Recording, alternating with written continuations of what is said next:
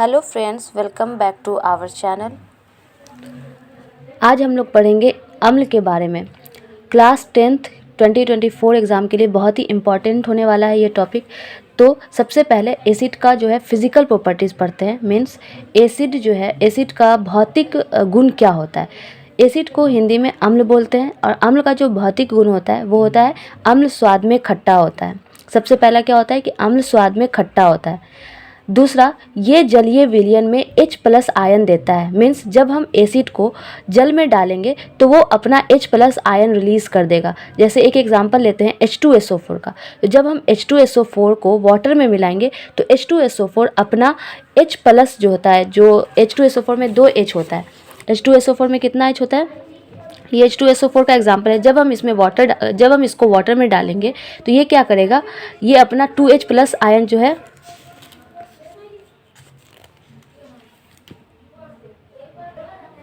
हाँ, तो ये क्या करेगा, ये अपना जो H, ये जो इसके पास H2SO4 के पास H है वो अपना रिलीज़ कर देगा और इस फॉर्म में आ जाएगा। वाटर के साथ क्या करेगा, SO4 अलग हो जाएगा और H+ आयन जो है रिलीज़ कर देगा वाटर में। ठीक है, और ये जो H+ है वाटर में फ्रीली नहीं मूव करता, ये क्या करता है H3O+ ion means hydronium ion के रूप में जो है ये वाटर में प्रेजेंट हो जाता है। ठीक है, उसके बाद नेक्स्ट प्रॉपर्टीज़ है हमारा क्या कि ये नीले लिटमस पत्र को लाल में बदल देता है। मतलब एक और प्रॉपर्टीज़ क्या है एसिड का, मतलब अम्ल का, कि ये जो लिटमस पत्र पे जब हम चेक करेंगे इसका कि ये एसिड है या बेस है तो ये अपना रंग जो है क्या कर देगा, लाल में चेंज कर देगा नीले से। तो इसका मतलब है कि वो जो पदार्थ है वो अम्ल है। ठीक है, नेक्स्ट क्या है कि जो एसिड शब्द है, एसिड शब्द जो है वो कहाँ से लिया गया है, तो वो लैटिन भाषा से लिया गया है। एसिड का मतलब ही होता है कि खट्टा। ठीक है, एसिड का मतलब क्या होता है, खट्टा। नेक्स्ट फिजिकल प्रॉपर्टीज जो है भौतिक गुण, ये जलीय विलयन में विद्युत धारा को प्रवाह करता है। ठीक है, एसिड क्या करता है, जलीय विलयन में इलेक्ट्रिसिटी को कंडक्ट कर देता है। तो ये हमारा हो गया फिजिकल प्रॉपर्टीज ऑफ एसिड, है ना, अम्ल के भौतिक गुण। इतना समझ में आया। अब नेक्स्ट हम लोग पढ़ते हैं अम्ल के रासायनिक गुण, मतलब केमिकल प्रॉपर्टीज ऑफ एसिड। ठीक है, तो सबसे पहला क्या है कि जब हम अम्ल का जो रिएक्शन, अम्ल का अभिक्रिया धातु के साथ करवाएंगे तो वो क्या देगा, अम्ल प्लस, मतलब अम्ल का रिएक्शन धातु के साथ करवाएंगे तो वो क्या देगा, लवण देगा। लवण मतलब सॉल्ट, है ना, और हाइड्रोजन गैस को रिलीज कर देगा। ठीक है, पहला क्या है कि अम्ल धातु के साथ अभिक्रिया करेगा तो क्या देगा, लवण और हाइड्रोजन गैस रिलीज करेगा। एक एग्जाम्पल के थ्रू समझते हैं। जैसे कि H2SO4 ये क्या है, अम्ल है। ये क्या है, अम्ल है, और इसका रिएक्शन किसी धातु के साथ करवाते हैं। जैसे कि Zn हो गया। Zn क्या है, एक धातु है। ठीक है, इसका रिएक्शन जब हम करवाते हैं तो ये क्या देता है, ये धातु है। ये धातु का एग्जाम्पल है, मेटल का एग्जाम्पल है Zn। तो जब इन दोनों का हम रिएक्शन करवाएंगे तो ये दे देगा ZnSO4 प्लस H2।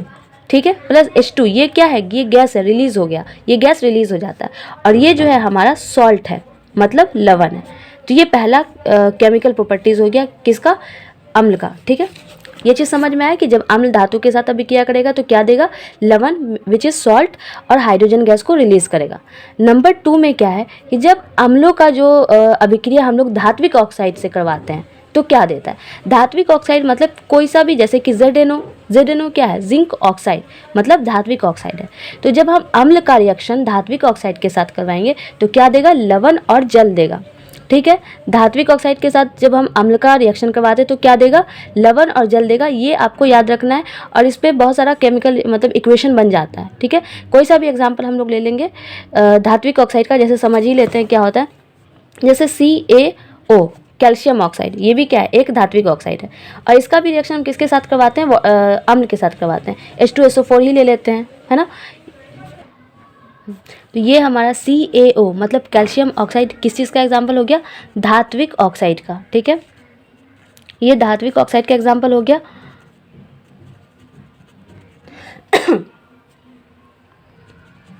ठीक है, तो ये धात्विक ऑक्साइड का हमारा एग्जाम्पल हो गया और ये अम्ल का एग्जाम्पल है। तो जब धात्विक ऑक्साइड का रिएक्शन मतलब अभिक्रिया जब हम अम्ल के साथ करवाएंगे तो क्या देता है, तो लवण देता है। तो यहाँ पे क्या बन जाएगा, CaSO4। CaSO4 क्या है, हमारा सॉल्ट का एग्जाम्पल है, लवण का एग्जाम्पल है। ठीक है, तो ये लवण दे दिया और क्या रिलीज करे, क्या और देगा, जल, मतलब H2O वाटर भी बन जाएगा। तो ये हमारा एग्जाम्पल हो गया कि जब मेटल ऑक्साइड धात्विक ऑक्साइड अम्ल के साथ रिएक्शन करेगा तो क्या बनाएगा, लवण तथा जल।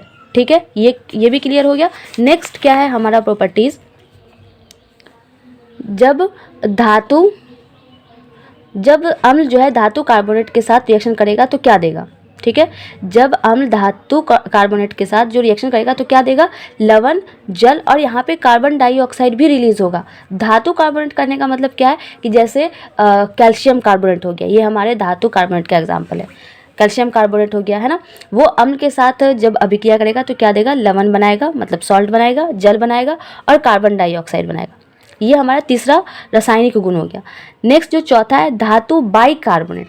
अब बाइकार्बोनेट का मतलब क्या हो गया कि जैसे NaH है ना, NaH मतलब हाइड्रोजन भी उसमें लग जाता है, ठीक है। NaHCO3 हो सकता है, सोडियम बाइकार्बोनेट का एग्जाम्पल, ठीक है। तो ये जब धातु बाइकार्बोनेट अम्ल के साथ अभिक्रिया करता है तो क्या बनाता है, लवण, जल और कार्बन डाइऑक्साइड। तो ये दोनों हमारा सेम है, ये याद रखना है कैसे कि जब धातु कार्बोनेट अम्ल के साथ अभिक्रिया करेगा तो भी लवण, जल और कार्बन डाइऑक्साइड बनाएगा। और नेक्स्ट धातु बाइकार्बोनेट अगर अम्ल के साथ रिएक्शन करेगा तो लवण, जल और कार्बन डाइऑक्साइड बनाएगा, ठीक है। ये दोनों कॉमन है। धातु बाइकार्बोनेट क्या होता है, जिसमें H लग जाता है, जैसे NaHCO3, ठीक है। यहाँ पे Na2CO3 हो जाएगा, H नहीं लगेगा धातु कार्बोनेट में। नेक्स्ट क्या है, जब अम्ल और क्षार मतलब एसिड और बेस दोनों रिएक्शन करेगा तो क्या बनाएगा, लवण और जल बनाएगा। एसिड और बेस, एसिड कौन सा, जैसे कि हम HCl एसिड ले लेते हैं, ठीक है, HCl। और क्षार में क्या लेते हैं, क्षार में कोई NaOH ले लेते हैं। NaOH क्या है, हमारा बेस का एग्जाम्पल है, सोडियम हाइड्रोक्साइड। और ये एसिड का एग्जाम्पल है, हाइड्रोक्लोरिक एसिड। तो जब ये दोनों रिएक्शन करेगा तो क्या बनाएगा, लवण। लवण बोले तो सॉल्ट, NaCl, यहाँ से क्या निकल जाएगा, NaCl। NaCl क्या है हमारा, sodium chloride. Sodium chloride salt को कहते हैं।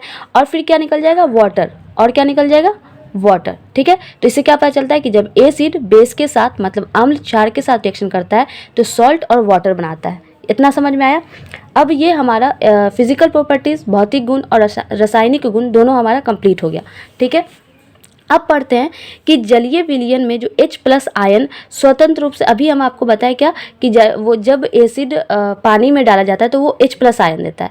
तो H+ आयन पानी में H+ आयन के रूप में नहीं रहेगा, वो कौन सा रूप बना लेता है, हाइड्रोनियम आयन, ठीक है। ये H3O+, ये पहले ही समझा दिए, तो इसको एक बार पढ़ लीजिएगा। जलीय विलयन में H+ आयन स्वतंत्र रूप से विद्यमान नहीं रहता है, बल्कि H+ आयन जो है जल का जो अदर मॉलिक्यूल्स होता है ना उसके साथ जुड़ जाएगा और क्या बना देगा, हाइड्रोनियम आयन। हाइड्रोनियम आयन क्या होता है, H3O+, ठीक है। H+ जो है वाटर के मॉलिक्यूल के साथ जुड़ जाएगा और H3O+ बना लेगा। ये चीज़ समझ में आ गया कि हाइड्रोनियम आयन के फॉर्म में प्रेजेंट होता है, H+ आयन के फॉर्म में प्रेजेंट नहीं होगा, ठीक है। उसके बाद आते हैं अम्ल का जो है क्लासिफिकेशन किया गया। किसी पदार्थ में अम्ल की मात्रा कितना है, किसी भी पदार्थ में अम्ल की मात्रा कितना है, उस बेसिस पे जो है अम्ल को दो पार्ट में बांटा गया है। एक होता है सांद्र अम्ल, एक होता है तनु अम्ल, ठीक है। किसी पदार्थ में अम्ल की मात्रा क्या है, तो जिस पदार्थ में अम्ल की मात्रा बहुत अधिक होगी उसको क्या बोलते हैं, जिस पदार्थ में अम्ल अधिक मात्रा में होता है ना, उसको क्या बोलते हैं, सांद्र अम्ल। और जिस पदार्थ में अम्ल जो है कम मात्रा में होता है मतलब कि अल्प मात्रा में होता है उसको क्या बोलते हैं, तनु अम्ल। ये समझ में आया। तनु अम्ल और सांद्र अम्ल क्या होता है कि किस पदार्थ में कितना अम्ल की मात्रा प्रेजेंट है, ठीक है। नेक्स्ट आता है प्रबल अम्ल और दुर्बल अम्ल। प्रबल अम्ल, दुर्बल अम्ल क्या होता है कि जो HCl है, जब हम उसको कोई भी मतलब एसिड है, जब हम उसको वाटर के साथ जो मिक्स कर रहे हैं, ठीक है, तो वो अपना पूरा का पूरा H+ आयन दे रहा है या नहीं दे रहा है।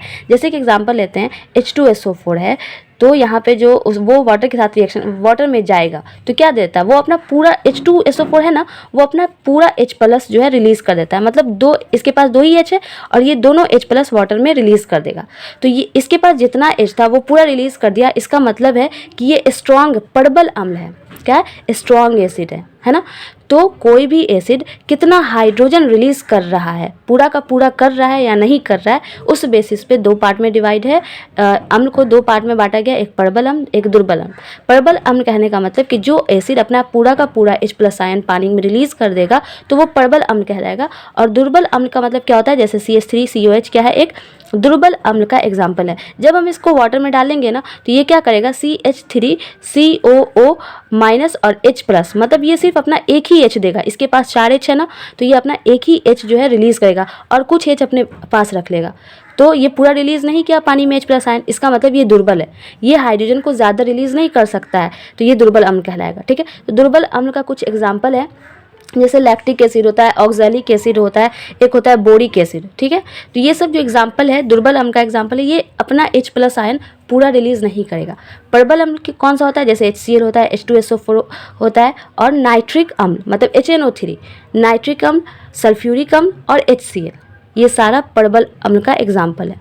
ठीक है, आई होप आप लोग को समझ में आया होगा। अब नेक्स्ट वीडियो में हम लोग भस्म के बारे में पढ़ेंगे या कोई और इम्पॉर्टेंट टॉपिक पढ़ेंगे। Thank you.